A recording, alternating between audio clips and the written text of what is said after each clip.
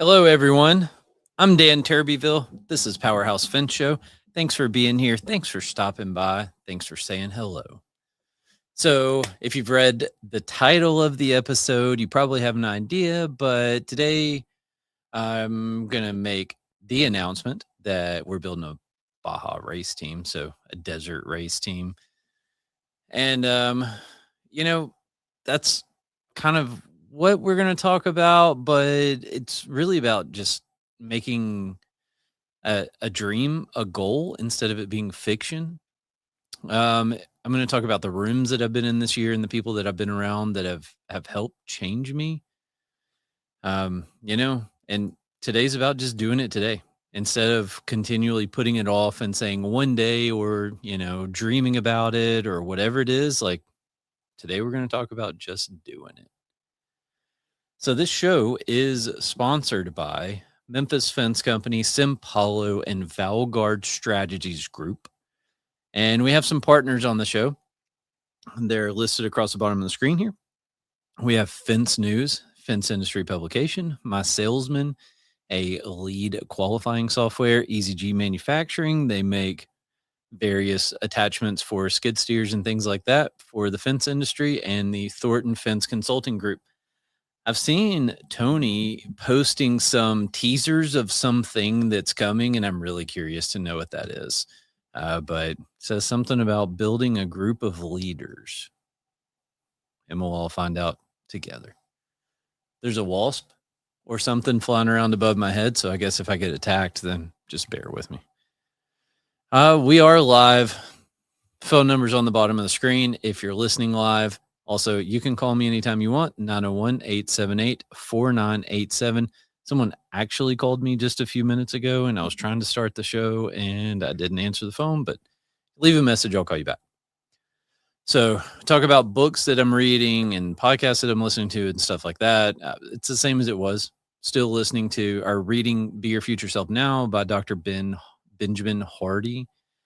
And we're reading Good to Great. And so those are the two different groups that I'm a part of. We're both reading a different book, right? So those are the two. Really enjoy both of them. They're great. Listen to a bunch of podcasts. So nothing new, nothing that's like super revolutionary or anything like that. So I'm just going to skip that part. As always, I do appreciate you all being here. Thank you for listening. And thank you for liking and sharing and subscribing and all of those things that you do that let me know you care. Thank you. We still have some links in the description of our show. Make-A-Wish is in there. The partners that we talked about on the bottom of the screen, and the Emerging Fence Professionals Facebook group. So as we go through today's episode and we talk about being a part of groups and being in the right room and being around the right people, that is a great place to start. There's a link to a Facebook group in the description of the show. Just go in there, join the group. All right, that's it. That's all you have to do. And you'll start seeing posts and notifications and stuff like that of the monthly meetings. I think they happen on the second Friday of every month, an hour-long Zoom call. So it's 1 hour of the month. And you get to go hang out with some other people that are, driven and want growth and want improvement and stuff like that. Incredibly powerful thing. So with that, that's pretty much it for the intro piece of it. We went to the local AFA chapter golf tournament last weekend. We captured a ton of video that we're going to try to produce into some content for them.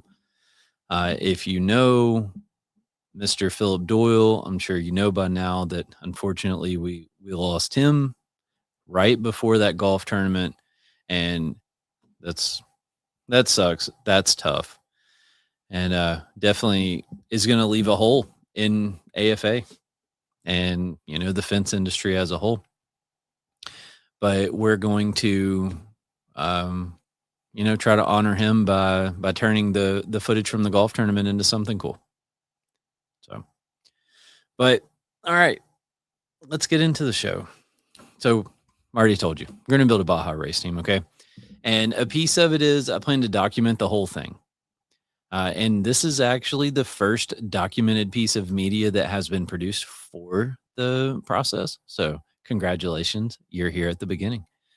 But I want to basically just do like I do with fence, right? I want to show progression and growth, and I want to show failures, and I want to show victories, and I want to show lessons learned. And, I just want to bring people along with me on the journey. And so it'll be more video content than it's going to be podcast, but maybe I'll kind of roll a weekly update or something like that into this show. So if you just listen to audio, you can get a little piece of it, but I haven't quite figured it out, right? And honestly, that's kind of the theme of the whole thing is I haven't quite figured it out. What I figured out is that I'm going for it. Right? It's been on the bucket list for a long time, as long as I can remember. In fact, I don't know that there's really anything else on the bucket list. Uh, so it's just this. I'm sure there's something else, but it's been there a long time. And I don't know, sometime within the past 6 months or so, it kind of surfaced again. And I started thinking about it and talking about it. And it has to be a thing that either happens or it just goes away, right? It has to change from being a dream to being a plan, or it just has to become fiction. And I just have to accept that it's never going to really happen. And I don't want to do that. Okay. So I want my bucket list item, my dream, whatever it is, I want it to become a plan and I want it to turn into action. And that's what I've been working on for the past few weeks now.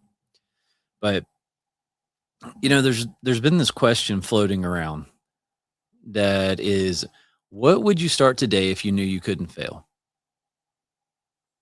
This thing is not that, not at all. And I don't care, right? I don't care if I fail because I understand that I'm entering into a new arena, right? I'm entering into something that's brand new. I'm taking a leap and I am going to learn. Right? I am going to fail for sure at multiple things during this process. And I accept that. I know that that's going to happen. As long as I'm making progress, I'm okay with the setbacks that come along with that. In general, anytime you're making progress, you're going to have setbacks, and this is nothing new. But yeah, there's a lot to learn, right? And I'm trying my best to soak it up and everything, and I'm not rushing. I'm taking my time. I kind of have a plan over the next few years of what's going to happen. Yeah, the next few years. And right now, I mean, honestly, I'm just trying to learn like specifically for Baja 1000, okay? Which is the Super Bowl off-road race in the world. Big deal. Extremely difficult to enter and finish and compete and everything. From what I understand, I've never been, I've never competed, but here we are. So, I mean, I'm trying to learn what does it take to do it, right? And then I used to race sprint car here locally. My brother and I did it. He raced all over the country. He was the one that actually was pretty decent. I just went out there and, my goal was to either win or not, uh, just not finish, right? I think was kind of the approach that I took. And I just raced around locally, right? So we had some experience, right, with what it takes to have a race team and what it takes to travel and go race somewhere else and be prepared and actually take all the stuff that you need and things along those lines. And he did race from coast to coast across the US. So I mean, it wasn't like we were, limited to 2 or 3 hours away. I mean, it was all over. And so that's the only experience that I have that's anything even remotely anywhere close to what I'm trying to do. So again, what does it take to even race it, right? What class? And then, oh, wait a minute. What are the classes that are offered? Because I don't even know. I know there's a bunch, right? I've been aware of Baja for a long time, but Baja 1000, stuff like that. But I mean, I've never really like dug in and got serious about it. And so here's a big question is how do I pass the tech inspection? right? And how do I get a race team to Mexico? And I don't know anyone to even talk to. I don't know anyone that I can pick up the phone and call and be like, "Hey, man, let me ask you some questions." I tried to call a few people, and I've found one person so far that I talked to. Super helpful guy. Spent like 45 minutes on the phone with him, and I mean, he was very helpful, and I really appreciate that. Um, a few weeks ago, we there was an episode that kind of asked the question, "What would I do if I started over?" Right? If I started a new fence company from scratch, what would I do? What would be my first steps? And that was a pretty cool exercise. And then today, as I was preparing for this, I realized this is me starting over, but it's me starting over without the experience and without the knowledge and not starting over. I'm not quitting my job to go do this. Right.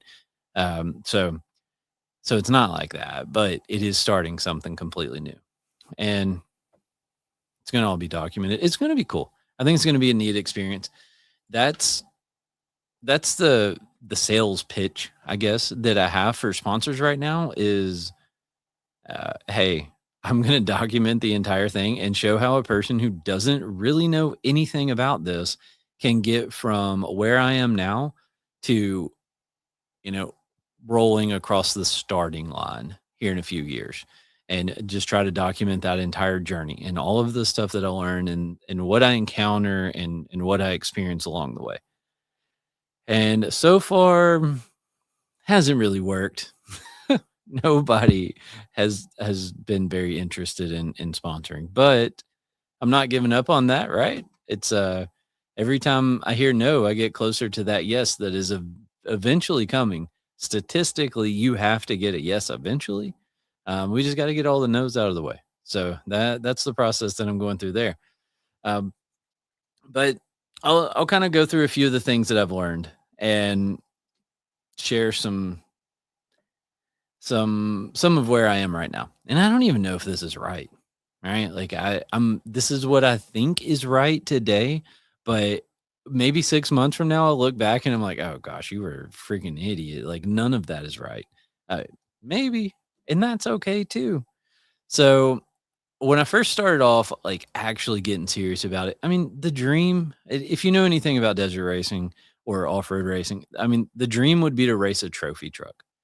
Okay, a trophy truck is the absolute, like, top dog that races in the desert. They're who knows, $500,000 trucks, stuff like that. They have helicopters that are on their chase team.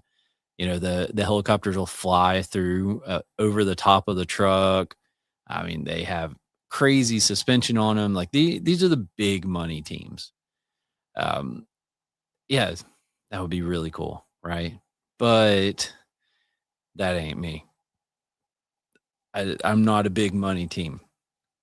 All right, so I knew that wasn't possible. And then I knew the unlimited buggies and stuff like that, those also aren't possible. I For me. So I said, okay, man, back years ago that there's a class, I think it's called like class 13 or something like that, where they race pretty much stock Volkswagen Beetles, like the old school ones. And I used to think that would be so cool.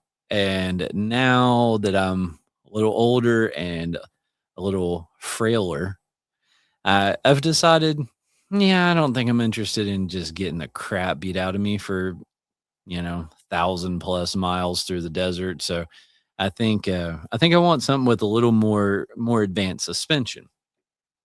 And again, looked at I can just automatically eliminate those that are not possible, right? I'm not gonna do a dirt bike. Freaking hats off to the people that do it. That's amazing. That's not me. I'm not gonna do a four-wheeler or a quad. Like I know similar thing to the dirt bike, right? At least you have four wheels there. But yeah, I'm just not interested in any of those. And so I landed on a UTV. Okay, side by side was where I thought I would start off.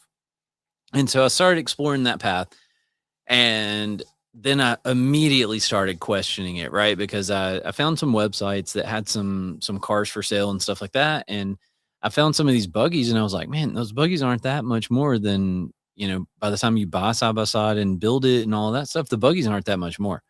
But then I realized like they're all custom fabricated, and if you have to get replacement parts or anything like that, you have to have them made, and you can't just order them, right? They have to be built, and they're going to take who knows 6 weeks or 2 months or whatever to get them.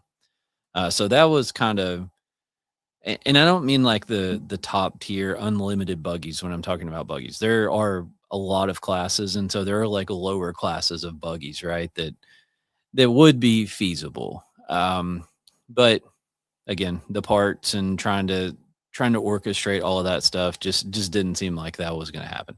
So then I explored trucks, and I thought about what if I bought like the old original F-150 Raptor. They call it a Gen One Raptor, and I said, man, that might be okay because I mean, that's what Ford says they built them to race out there and stuff. And I mean, they're not too expensive, but then I started looking at suspension upgrades because I know, yeah, sure, if you're Ford and if you have all of their stuff and you probably can take one and it survive. But for me, it probably needs to be beefed up a little bit, if you will. So started looking at suspension upgrades and stuff like that. And man, those are expensive. Like that was crazy. So that made me go, yeah, that's not going to happen because I mean, you put one set of parts on the truck and then again, the whole spare parts and, needing something when it's broken and all of that, you have a whole nother set. So that again, that was pretty much the end of that. But there maybe are some classes out there, or there definitely are some classes out there where you could take just, a pretty stock truck and put all the safety equipment and things like that in it, and you could take it down. But I kind of again want something that's not going to just completely beat the crap out of me, and I want something that has a pretty decent chance of making it. It's a very large investment for me to go from Memphis, Tennessee to the Baja Peninsula or Ensenada in Mexico and start a race and get people and equipment and everything down there. Like I don't want to invest that much and not have something that I'm pretty confident is going to survive. If that makes sense. I would really like to go and finish the race. I don't care about winning, but well, I mean, I care about winning, right? As much as anyone. But I know realistically the odds of me going down there and beating the people that have been doing it for years and years and years and have big teams and have all, factory support and all of this other stuff, not very good. But if I could go and finish the race, that would be pretty awesome. Um, so yeah, kind of gave up on the whole truck thing, gave up on the whole buggy, right, and landed back on the UTV. And so now I just started exploring different classes. So my plan was to go race Best in the Desert, the Vegas to Reno race, and kind of use that as like a shakedown run or a little bit of experience for the car and the team and stuff like that, right? And yeah, I have to drive all the way from here to, I don't know, I guess it starts in Vegas, Vegas to Reno.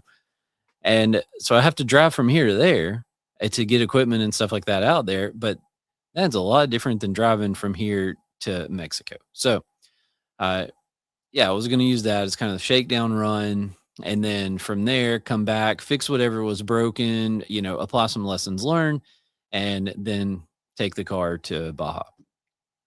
And so I wanted to build something that fit the classes of either one, right? Because I need to pass tech and be able to enter in both races.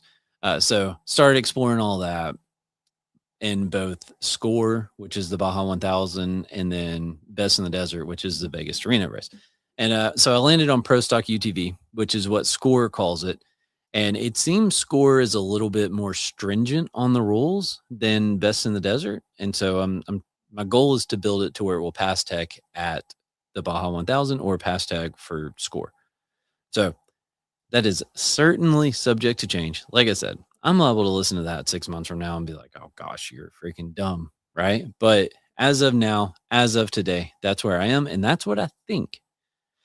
So then I, I got there. Okay. I got to the type of vehicle and the class. Well, now there's still a lot more things to figure out. And so I started going down this rabbit hole of what all it takes to make it legal, which honestly, if you go to SCORE's website, download the rule books, right? And start going through there. And it's a little bit confusing. And it's not like there's, pictures of, oh, if you're doing it on this type of UTV, this is what your roll cage needs to look like, or this is where you need to mount, this safety device, or this is the kind of safety device that you need that will work in there. So at a high level, it didn't seem that complicated. The more I dug into it, the more complicated it gets, and the more I learned. And man, it's a lot, right? And so I'm trying to learn electronics, communication. I mean, your fire suppression stuff, all of those things have to be in there. They all have to be mounted. They have to be installed properly in some kind of way that's going to be secure and survive. So that's a huge piece of it is building something that will survive. Um, we didn't. I don't want to say we didn't have to worry about that when we race sprint cars, but I mean, honestly, we were going over there and we were racing. I don't know what 50 laps or 100 laps in a night. And I mean, it wasn't like this. It was a completely different thing. That was also on a prepped racetrack, which I mean isn't the smoothest thing in the world. And yeah, most people might bump into somebody every now and then. I might bump into somebody every lap, whatever that is. But, two completely different things. So I don't really have any experience in the whole build it to make it survive what it's about to be, what it's about to go through. So that's where I have to find the people that I will talk to me and will give me pointers and, just try to soak up whatever information that I can. So again, Pro Stock UTV underscore is whose rules I'm going for. And so I got to the roll cage and hold on one second.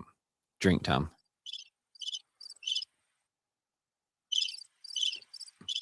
So I thought, oh man, I've had side by sides for a long time. I mean, yeah, I've seen cages that you can buy for them, right? You just go on the website, you pick a cage, you order it, you unbolt the top, you set this new cage on top, and you're good to go. Well, that's not how this works. Okay. And the rules specifically say that it can't be a factory cage, which honestly, I didn't realize this, but the factory cages aren't that great. I've seen some pictures of them on the internet since I've started doing this research where like somebody was just trying to climb a hill and it like would flip backwards and I mean, crush the top of it. So if you ride your side by side spiritedly, you might want to look into that. So yeah. So all the cages I found, they were just kind of partial cages. They weren't the full thing, and they don't meet the requirements. And man, I spent some hours looking around the internet for this, and I thought that I could find a kit, right? Something that would just kind of bolt in, weld in, something along those lines. At first, I thought bolt. Then I graduated and understood it had to be welded. And so then I thought, well, I can just buy a kit that kind of comes, mainly assembled, and then put it in the car, weld it in place, and be good to go. Uh, it, again, doesn't happen like that, right? And so I started making some phone calls and I wound up talking to a guy named David. And David is from a company called CT Raceworks. Hopefully, it's okay that I say that. Nothing but good things to say about David. Super helpful. And I mean, David's the one that spent, I mean, at least 45 minutes or so on the phone with me and didn't know who I even was and didn't ever ask. Right.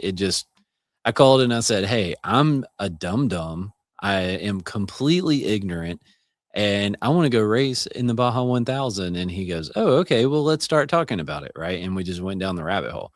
Um, I learned a lot of crazy stuff from that call. That was when I learned that the cages are all custom fab and there are requirements in the rule book, but again, it's not like there's pictures and it's kind of confusing for me. I've got a decent bit of fabrication experience. I'm not a dum dum when it comes to that stuff, but it is kind of confusing to me. So he's like, yeah, we do it all the time. We build these cars, right? You can just send us the car. We'll build the whole thing for you and send it back to you and it'll be ready to go race. So they definitely know what they're doing, right? We went through like, well, what kind of car should I buy? right? And went through all the different like packages and options and things like that that the manufacturers offer. And I mean, he told me what I should get, and he gave me a lot of information about stuff that I should expect. And he said something very interesting to me that I don't know if this is supposed to be a secret or not. Um, yeah, maybe we'll just let that be a secret. But he did try to talk me out of going to the Baja 1000, and he said, "Man, there's a lot of good races in the US. There's a lot of good races out west that are desert races, wide open, wilderness kind of stuff." He's like, "Why don't you just do that?" And I said, "No, that's not the thing for me, right? Because I want to climb Everest. And to me, the Baja 1000 is climbing Everest." And he goes, "Okay, fair enough. Well, let's move on, right?" He shot his shot at trying to convince me, and I shot him down. And he said, "All right, cool. Let's move on to the next topic." And that's what we did. And I told him my whole plan, and he's like, "Yep, good plan. Go for it." And so then I'm like, "Hey, can I just like send you the car and you put the cage in it? How does that work? Do you want me to strip the whole thing down and send you just a frame?" Like, that's what I thought at one point, that I had to buy a full tube chassis, full frame. And I've seen I've seen a few of those on the internet, and they were somewhere between like 25 and $45,000 to buy a chassis. And I thought, no, that's crazy. But anyway, David talked me off that ledge. He's like, "Nah, pro stock, you'll be all right. Just weld a frame in, and you'll be good to go." He said, "Send it to." So I asked him, I said, "Can I send it to you and you just do it?" And he says, "Sure." He says, "What we'll do is you send it to us. We're gonna buy an intercooler, radiators, and a fuel cell. And we're gonna build the cage around those three key components so that the cage fits and they have mounting positions and all of these things, right? And the rest of it, we'll just kind of figure it out as we go." And so he said, "Just send me the whole car." And he said, "We'll take off everything we need to take off. We'll build the cage in, and then we'll just ship the car back." And so I want the car shipped back to me because I want to finish the build. I want them to do the like safety requirement, weld the cage in, build the cage kind of stuff. I haven't ran into anything else that feels nearly as confusing as that. And so I'm pretty confident that I can take it back, put it in my shop, and I can finish the build. Um, they would build the whole car, right? This CT Raceworks, they would build the whole car. Obviously, you got to pay them for it, but really, I kind of enjoy working on things, and I think that's a big part of the journey is to start from scratch and build it and then test it and figure out what's going to fail and try to improve it and stuff like that. So I think that again is going to be a big part of the journey for me. And I do know a local shop that it can do some small modifications on the cage and stuff. I mean, putting on the like tabs to mount lights and maybe some hooks to hang helmets, little random things like that. I do know a local shop that could do that for me. So it's kind of the highlight reel of what I've experienced and what I've learned and what I've talked about. I've reached out. I'll just tell you, I reached out to Can-Am and Polaris both. I know before you just fall over laughing, I understand it was a super long shot, but hey, if you don't ask, you don't ever get a yes. So I reached out to them and I've gotten one rejection back so far, and I'm waiting on my second rejection. So I started with them because I figured if I'm going to go to sponsors, it'd be cool to be able to tell them like, this is exactly the buggy that I've got and this is what I'm building, to make sure that one, they're the people that would provide stuff for it or they'd be interested in it or whatever. So I'm kind of there right now. I'm waiting to get my second rejection. And once I get my second rejection, then I'm going to keep going. Can-Am already told me no. I'm waiting on Polaris to tell me no. If they tell me no, probably going to just buy a Can-Am and go that route. So this is the plan. Take the next 12 or 18 months or something like that to build the car. All right. And then do Vegas to Reno in 2028. And hopefully by then have some people on board to be part of a team and a plan and fuel and spare parts and, a trailer set up with tools and things like that in it. And, oh man, chase vehicles. And then in 2029 is going to be the year for Baja 1000. That'll be my 40th birthday. And so I figured that'd be a pretty cool, 40th birthday present for me. So that's the plan.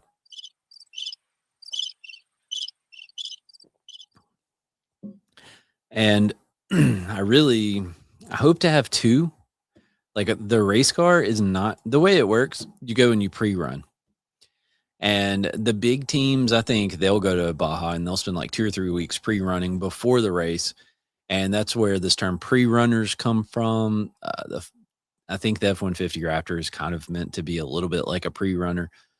There's, I think, a Toyota truck that's similar, that's kind of built to be similar to like what a pre-runner is, but they're not using any of that stuff from the factory, right? They're all using something that's built to be a pre-runner, but they'll go out and the course is like a Baja 1000. The course is announced, I think, 30 days before the race. And so you don't know where it is. It changes every year. The route changes, the length changes, the start and finish changes, all that stuff. And so 30 days before the race, they announce the route and there's checkpoints along the way. And so what you do when you're pre-running is you go out and you figure out, okay, this checkpoint's here, that checkpoint's there. This is the path we're going to take between it. And you map it out. So you figure out how you want your navigator to communicate the right turns and the left turns and the rocks and the hills and the bumps and the dips and all of that type stuff. And so you go through there with your own GPS, your own, navigation equipment and stuff like that. And you basically plot it all out. So that way, when you have a navigator sitting in the passenger seat and you're driving, they can call out the turns and the obstacles and the hazards and things like that to you. And that's pre-running. So you do that for the entire race, and you might do the same 100 miles or the same 20 miles of the race, 10 times or 5 times, trying to get the right path and get all the obstacles mapped out and stuff like that. So that's a whole process, right? And again, the plan is to have a buggy that I can take and pre-run with, and then have the one that's going to race. Now, I mean, if the planets just align and everything goes really cool, the pre-runner would be really cool to have as a race car too. So that way we could have 2 cars in the race. But again, that would only be if like the planets aligned and everything went perfect. I at least want a pre-runner in a race car, because I don't want to take the race car and beat it up for, a couple thousand miles before the race. I want it to be fresh. So anyway, what does this have to do with anything? I've been rambling on this whole time. So what does this have to do with fence or business or anything else? Why did I put it on this podcast, on this channel? Well, number one, if anybody out there is interested in sponsoring a desert race team, know somebody who does want to sponsor a desert race team, any of those type of things, let me know. But anyway, document the process. I know it's weird to put it on here, but I mean, hey, this is where I think it goes. And it's not just about the fact that it's a race, right? I mean, yeah, bucket list, race, cool stuff. But this is what it is. Dwight Eisenhower said, "What is important is seldom urgent, and what is urgent is seldom important." All right, I'm going to do that one more time. What is important is seldom urgent, and what is urgent is seldom important. So I decided this is important. And I decided some of the urgent is going to just have to take a back seat and wait while I do the important. I only have so many years left, right? And we get so caught up in that rat race, right? Every single day. I mean, it's like you get out of bed, your feet hit the floor, you're running until the end of the day, and you go back to bed. And what's important is seldom urgent, and what is urgent is seldom important. And you think about it 5 years from now, when you look back on what you did today, what are you going to remember? Are you going to remember that urgent thing that you handled? Probably not. If you completely dropped the ball and screwed up that urgent thing that you handled, would it have been the end of the world? Probably not. Would you remember that 5 years from now? Probably not. Right? Obviously, nothing is always, there's all kinds of scenarios, but uh, you should spend some time thinking about that. What's actually important to you? And what is just urgency that is not actually important? So, again, I decided this was important. I decided it was a thing that I was going to do. It was going to become a reality. And I have no idea how. Right. And that's okay. So, how did I get to that point? Because, like I told you, I've said a few times, it's been on the bucket list for years, right? It's something I've talked about, thought about, all of these things. Well, a- as I reflect back on the year so far, I realize I've been around some different people, and I've been in some different rooms. I started the year off, maybe the first week of January or second week of January, first week, at the Purple Coaching 2026 kickoff, and that was a pretty good event. I came back and um, I I made some changes. So one, I started working out. That's good because turns out you need to be in decent shape to go racing the Baja 1000. So I started working out, and I started. We started a book club in our office. It's a pretty crazy thing, but hey, let's facilitate some growth, right? And so every week we take an hour of our week, and there's I think 5 of us that participate in this book club, and so every week, 5 of us sit down and we talk about the book, and we talk about the chapter of the book that we read or the exercise that was a part of the book or whatever it is, right? And yeah, we just called it book club. So I told you I went to the Purple Coaching 2026 kickoff. I also joined their 2026 mastermind, which is a year-long mastermind, and so far we've read books, right?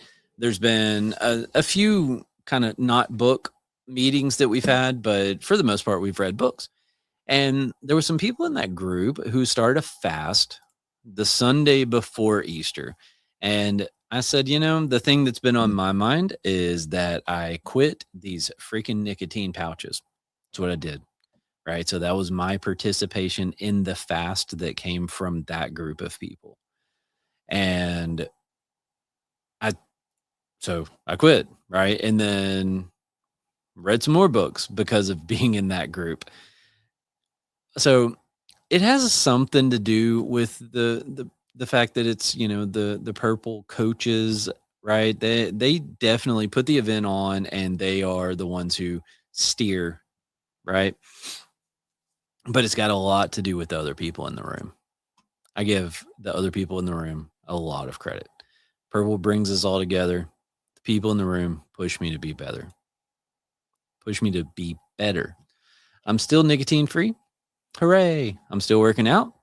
And I don't know, I've read like 1,000 or 1,200 pages of book this year. And this is the first time I've read a book probably since like middle school. I know that's crazy because you have to read in high school and you have to read in college. But by the time I was in high school and college, I figured out there were things like Cliff Notes and, I could just read a part of the book and I could get by and, kind of did that thing. Right. So I honestly think that this year was the first time I've read a book cover to cover since probably middle school. Um, and that same group of people are kind of what has really pushed me into this Baja race team journey as well. Um, we talked about it, and there were some conversations about hobbies and things like that in one of the masterminds, and I brought this up, and I mean now people just ask me for updates all the time. So yeah, so that's the changes, right? And if you think about it, like that's a lot of changes, I think.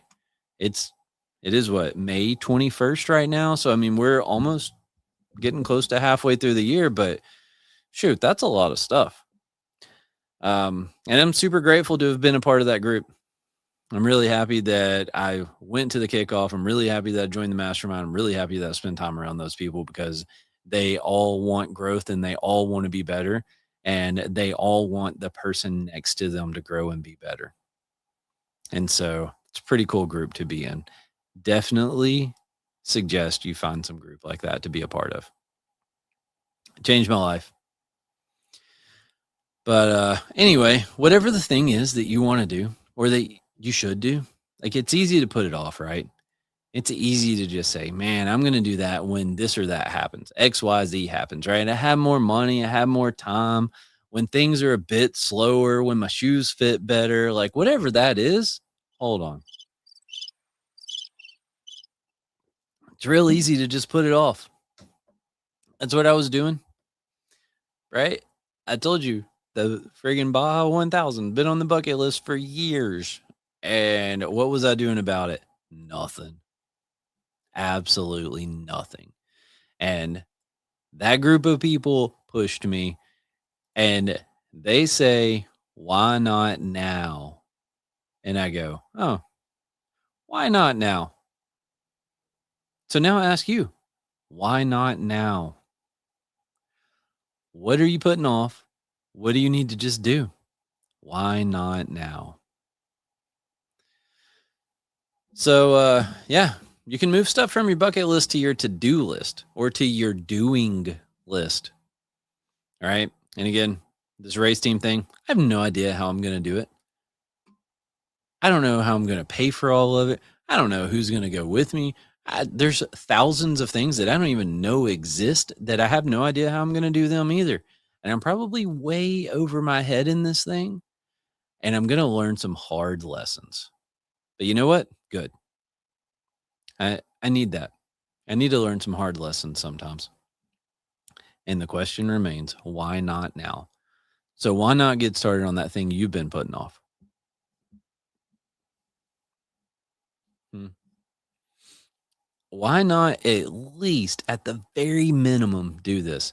Get in a circle that pushes you. All right. Get in a room that wants you to grow. Get in a room that everybody wants to grow. Just find the right people in the right room and join that thing. I know I'm going to mess up on this journey. All right. Actually, I was thinking about this, and I really don't know the last time that I embarked on a voyage of this scale. I don't know the last time I went down some path that was had the potential of having real consequences and it was something that I knew absolutely nothing about. And it's interestingly enough, I only had that thought today. I was as I was preparing for this, and I refuse to like acknowledge that thought. I'm just going to let it go. Um, I've been doing a lot of things with AI, and I started on that path, and I didn't really know anything. I didn't know what I was doing, and I just started learning. But there also are not that many huge consequences. There could be some crazy scenarios, but I mean, the worst consequence I've had is that I've wasted some of my time and I've had some random emails sent out to some people that shouldn't have that I had to then go back and say sorry for. But, you know, I haven't really seen anything that crazy. I mean, yeah, maybe you see stories of somebody's agent sending 5,000 text messages to people and stuff like that. Like crazy things happen, but it's also not the end of the world. If I go to Ensenada, Mexico and I can't enter a race, that's a pretty big consequence. Right? You get trucks and trailers and people and everything all the way there and you can't enter, it's a big deal. If I get out in the middle of the desert and I'm stranded, I don't have any fuel or missing parts or can't call somebody or whatever, uh, that's a pretty big consequence. If you don't know anything about the Baja 1000, go to YouTube and watch a couple videos and you'll get the gist of it. But what's your Baja? All right. What's the big thing that you've been putting off? So here's where I'm going to leave you is why not you and why not now? And with that, I'll see you next time.